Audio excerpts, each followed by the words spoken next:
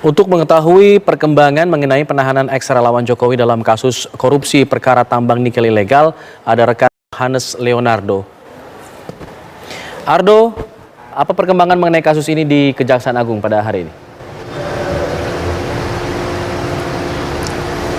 Ya, selamat siang Alfat, Ebony, dan juga pemirsa. Kami saat ini berada di kantor Kejaksaan Agung di Jakarta Selatan, di mana terkait pendalaman ataupun pemeriksaan lanjutan dalam kasus dugaan korupsi penambangan ilegal yang melibatkan ex-relawan tim pemenangan Jokowi Ma'ruf Amin pada Pilpres 2019 lalu, yaitu Windu Aji Sutanto, masih terus dilakukan oleh pihak Kejaksaan Agung seperti yang sebelum dikatakan oleh Ketut Sumendana, yaitu yang merupakan Kapus Penkum Kejaksaan Agung, mengatakan memang pendalaman akan terus dilakukan terkait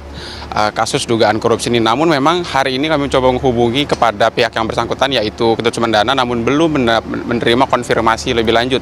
terkait apa-apa saja yang menjadi bahan pemeriksaan dan pendalaman dalam kasus dugaan korupsi penambangan ilegal di Konawe Utara ini. Namun yang jelas memang seperti paket berita yang sebelumnya Anda dengarkan, Alfat, Ebon, dan juga pemirsa, memang untuk skema ataupun juga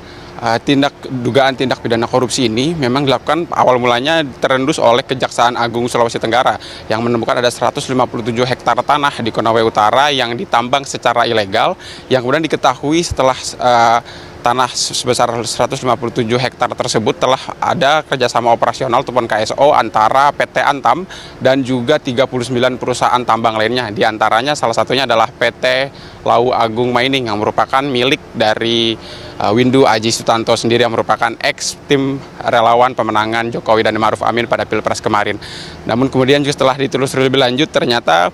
pihak dari PT LM sendiri melanggar regulasi ataupun perjanjian ataupun KSO yang telah disepakati sebelumnya, di mana yang seharusnya dijual hasil tambang nikel tersebut hanya dijual kepada PT Antam, namun ternyata dijual juga ke perusahaan-perusahaan lain yang ada di Morowali dan juga di Morosi. Kemudian juga penjualan tersebut juga menggunakan rencana anggaran biaya palsu yang dipalsukan oleh PT LHM sendiri untuk kemudian memanipulasi dan meraup keuntungan semaksimal mungkin. Karena memang data yang kami peroleh untuk perolehan keuntungan yang diperoleh oleh PT LHM sendiri sepanjang tahun 2022 saja mencapai 6,7 triliun, Alfat. Di mana perolehan keuntungan ini diperoleh dari penjualan sebanyak lebih dari 8,5 ton nikel ke puluhan perusahaan yang sebelumnya telah dijual oleh PT LHM.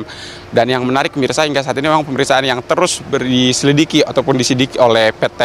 Kejaksaan Agung sendiri masih belum ada keterangan pasti apakah ada tersangka-tersangka baru lainnya ataupun tidak, karena memang tersangka seperti yang sebelumnya telah disebutkan oleh Alfat, ada 4 tersangka sebelumnya yang setelah ditetapkan sebelum penetapan tersangka Windu Aji Sutanto ini, di mana 4 tersangka tersebut berasal dari baik dari PT Antam dan juga 3 dari pihak swasta, Alfat dan juga Ebony. Baik, Johannes Leonardo mengabarkan langsung dari kantor Kejaksaan Agung Republik Indonesia.